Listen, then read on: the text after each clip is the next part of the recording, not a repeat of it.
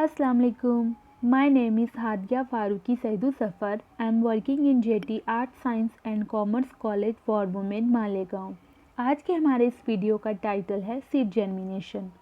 तो आज हम स्टडी करने वाले हैं definition of seed germination and types of seed germination. सबसे पहले हम देखते हैं definition of seed germination. Seed germination is the process in which dormant embryo of seed resumes metabolic activities and grows to produce a seedling. Seed germination जो है ये एक process है जिसमें जो डॉर्मेंट एम्ब्रियो होता है सीड का ये रिज्यूम करता है, रीस्टार्ट करता है जो मेटाबॉलिक एक्टिविटीज़ होती हैं and grow to produce a seedling, और क्या करता है, सीडलिंग को ग्रो करता है, सीडलिंग को प्रोड्यूस करता है। तो ये पूरे प्रोसेस को कहते हैं seed germination. This is the first step in plant growth. Seed germination ये जो स्टेप होती है ये प्लांट ग्रोथ के अंदर पहली स्टेप होती है, प्लांट की ग्रोथ के अंदर।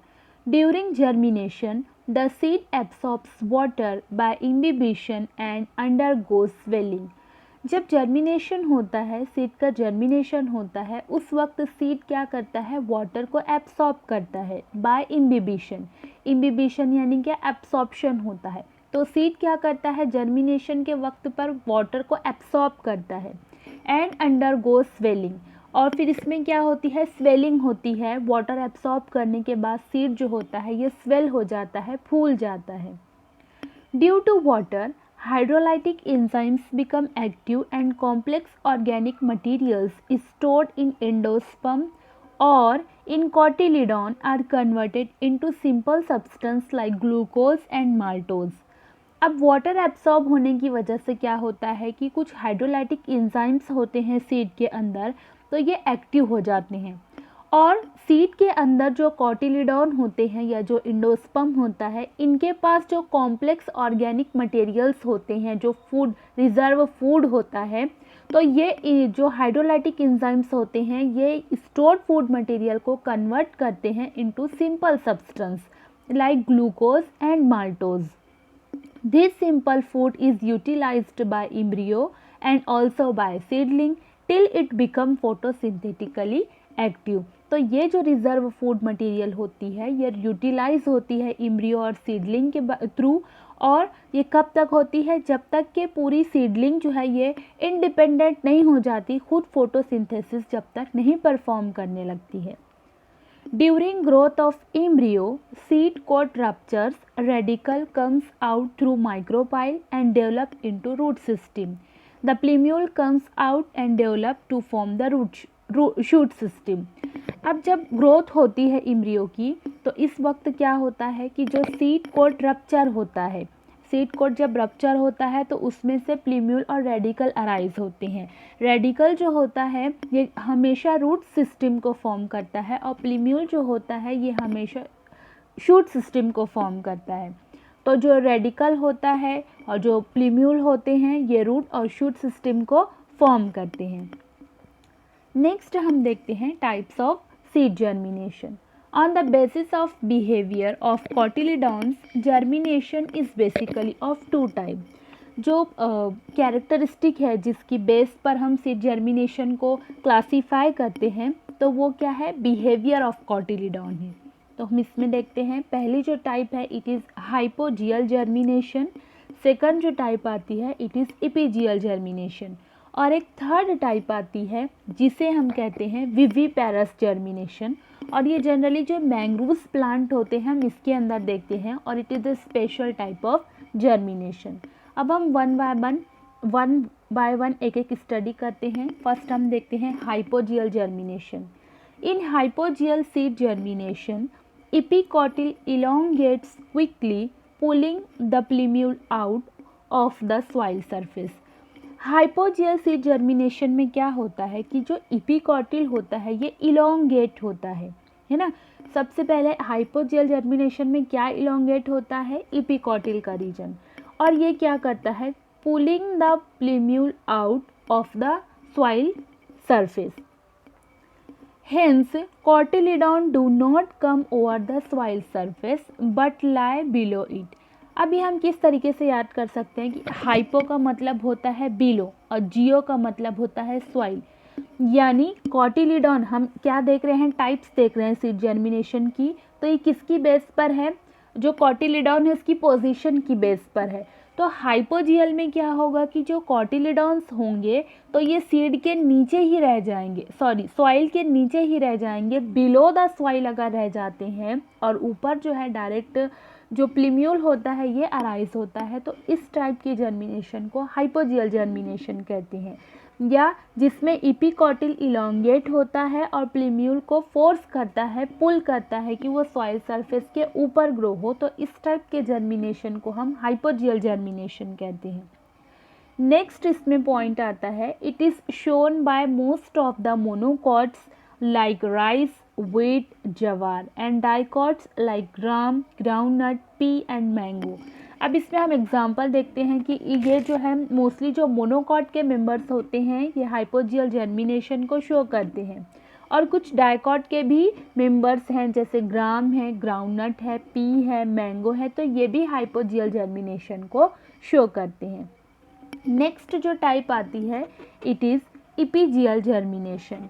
In epigeal germination, the hypocotyl elongates quickly, pulling cotyledons and plumule above the soil surface.